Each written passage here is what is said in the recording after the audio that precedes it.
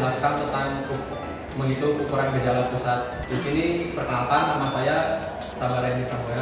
Saya Dr. Hani. Saya bisa Lintang Adiasta. Oke, langsung lanjut saja ke materi yang pertama, yaitu tentang sejarah statistika. Sejarah statistika atau statistika deskriptif, karena ukuran gejala pusat merupakan bagian dari statistika deskriptif. Yang pertama, awalnya itu pada zaman Kaisar Agustus, yang digunakan itu untuk pengumpulan pajak. Di sini pada zaman Kaisar Agustus untuk membuat pernyataan bahwa seluruh dunia harus dikenai pajak, sehingga setiap orang harus melapor kepada statistikawan terdekat. Pada saat itu disebut dengan pengumpulan pajak. Peristiwa lain dalam sejarah yaitu Pangeran William I Inggris yang melakukan pencacahan jiwa dan kekayaan untuk pengumpulan pajak serta pembagian tugas militer. Semua pengamatan sejarah ini, pengamatan pajak dan tugas militer dari Kaisar Pangeran William ini dicatat dalam sebuah buku yang dikenal sebagai Domesday Book. Nah, untuk statistika deskriptif sendiri, ini awalnya dicetuskan oleh Florence Nightingale. Dia adalah seorang perawat yang terkenal dengan inovasinya di bidang ilmu perawatan dan merupakan pelopor dalam penyediaan data secara grafis.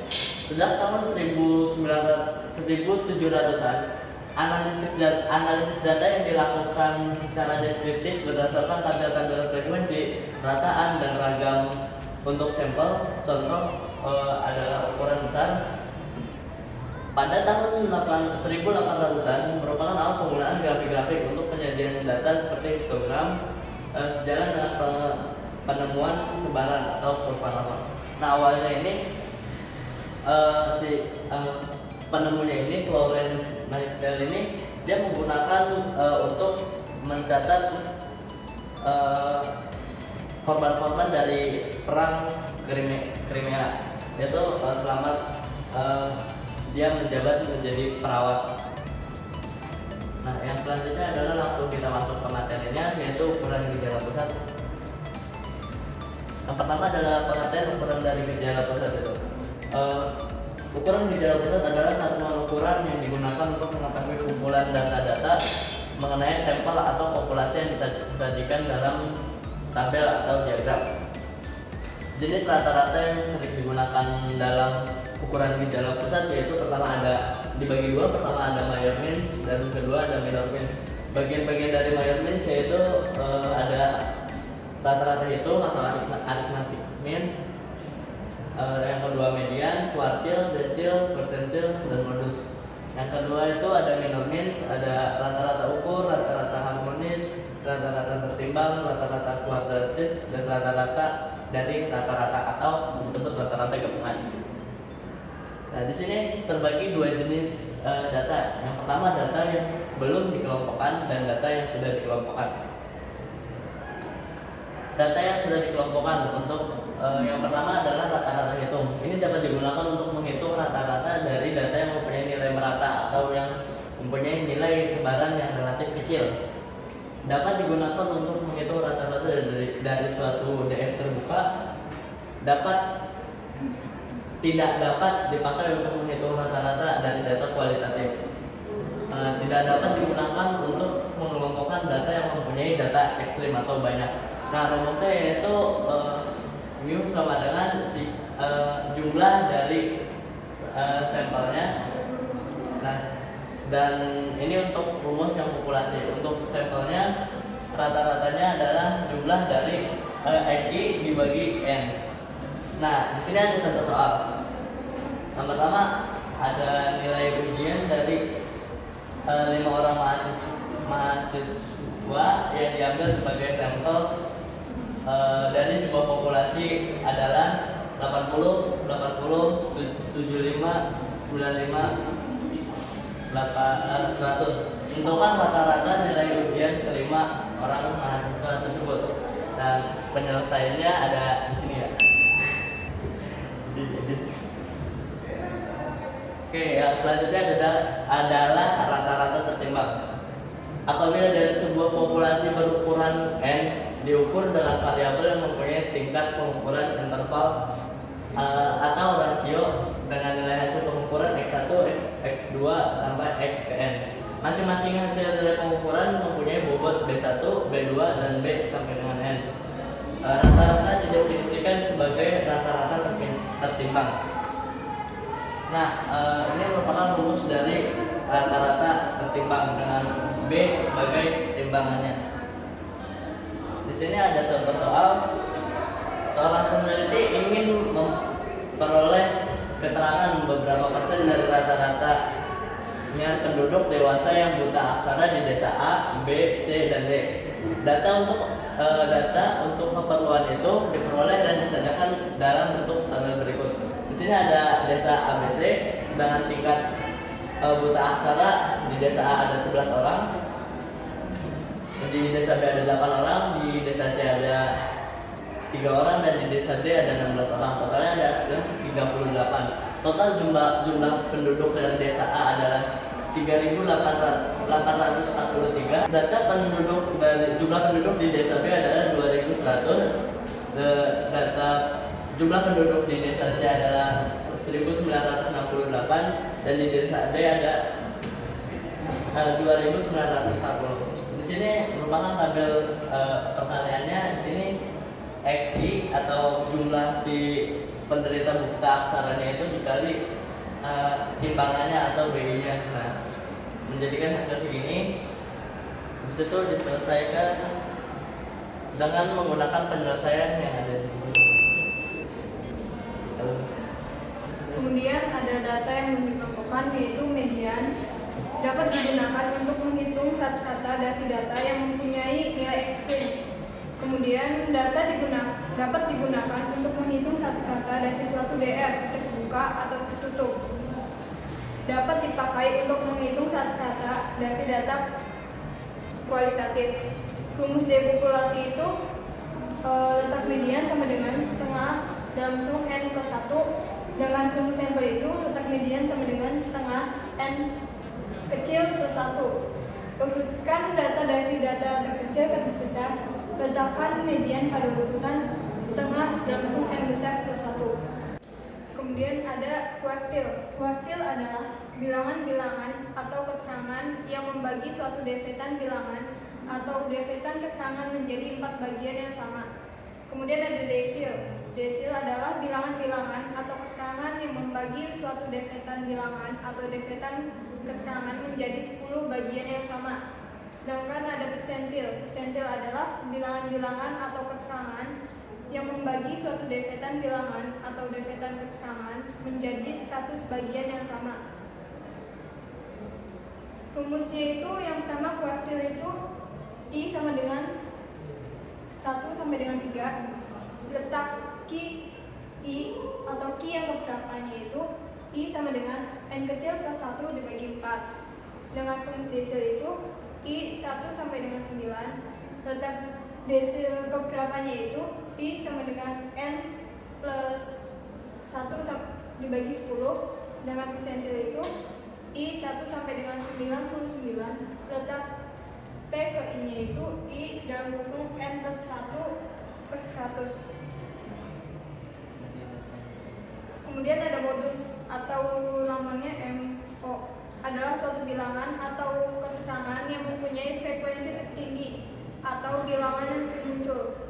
Dapat digunakan untuk data yang mempunyai skala pengukuran minimal adalah nominal. Dapat digunakan untuk menghitung rata-rata dari data yang menunjukkan keadaan yang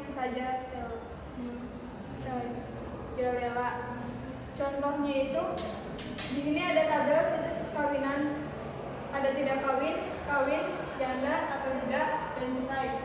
Daerahnya itu ada 2, yaitu A dan B. Seperti yang ada di tabel tersebut. Maka modus status perkawinannya itu ada di daerah A adalah tidak kawin, sedangkan daerah B adalah kawin. Kemudian ada kata ukur atau lambangnya itu NG. digunakan untuk mengukur tingkat perubahan atau rate of change, atau pemerataan rasio digunakan bila perbandingan tiap dua data berurutan tetap atau hampir tetap. Skala pengukuran yang digunakan minimal adalah interval. Rumusnya itu MG sama dengan akar dari N X1, X2 dan seterusnya hingga Xn, atau log Mg sama dengan sigma log Xi per N. Contohnya itu rata-rata ukur dari 6 buah bilangan, yaitu 12,0, 23,2, 48,1, 95,0, 200, dan 394,2. Kita masukkan ini X1 dan seterusnya itu masukkan ke dalam rumus yang di atas, maka dapat menghasilkan 68,163. Kemudian rata-rata pertumbuhan penduduk, rumusnya itu PT sama dengan PO dan buku 1 plus E pangkat T dan F-nya itu sama dengan akar dari T PT per PO min 1. PO itu kuantitas pada periode 0 atau periode awal, PT itu kuantitas pada periode T, T itu periodenya, dan F itu pertumbuhannya. Ada contoh soal yaitu catatan di suatu daerah jumlah penduduk berdasarkan perubahan pada tiap tahun ke tahun.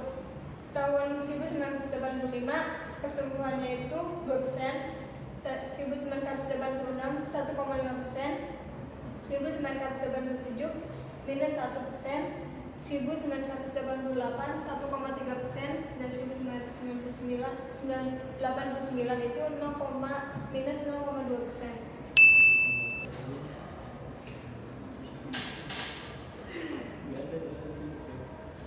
Terus ada rata gabungan. Rumusnya itu X gab sama dengan sigma N I, I-nya itu sama dengan 1, NI rata-rata XI per sigma NI, I-nya sama dengan 1, NI. Contohnya itu sebuah sampel yang berukuran 200 telah dibagi menjadi 3 bagian. Bagian 1 terdiri dari 60 objek, rata-ratanya itu 40,8. Bagian 2 terdiri dari 105 objek, rata-ratanya adalah 36,7. Bagian 3 itu terdiri dari 35 objek, rata-ratanya itu 29,9. Tentukan rata-rata gabungan dari 3 bagian di atas.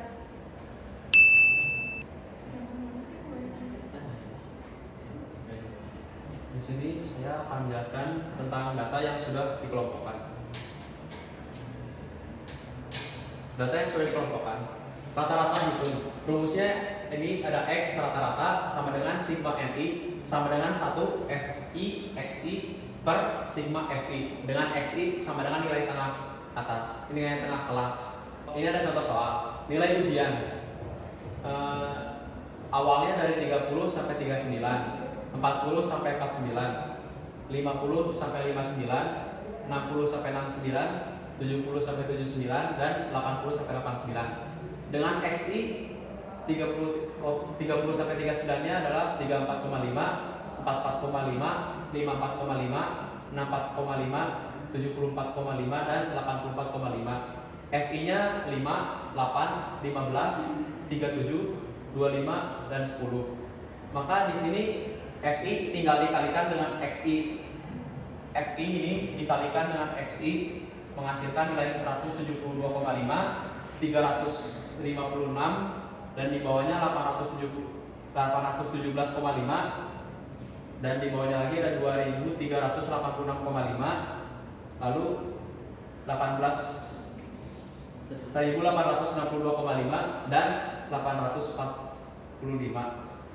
Dan totalnya dari FI ini adalah 100, dan setelah dikalikan FI kali XI totalnya ada 6440. Lalu di sini rata-rata hitung atau meannya sigma NI sama dengan 1 FI kali XI per sigma FI, sama dengan hasil dari FI XI ini dimasukkan ke sini dan dibagi oleh FI sama dengan 64,40. Untuk median, letak ME sama dengan setengah N menunjukkan kelas median. ME sama dengan LI plus I per 2N min F per F kali CI. Nah, untuk L-nya ini sama dengan tepi batas bawah kelas median, dan untuk N sama dengan jumlah data, C panjang kelas median, F besar sama dengan jumlah frekuensi sebelum frekuensi kelas median, dan ini F kecil frekuensi kelas ME. Di sini ada contoh soalnya. Ini contoh soal yang tadi, tapi kita cari mediannya. Di sini kita lihat nilai tengahnya 60 sampai 69. Rumusnya di sini ada ME, rumus median sama dengan LI plus setengah I per 2N min F per F kali CI. Nah, untuk LI ini sendiri adalah tepi bawah dari kelas 60 sampai 69. Yang diketahui sebagai 59,5 plus 50 dari I per 2 kali N.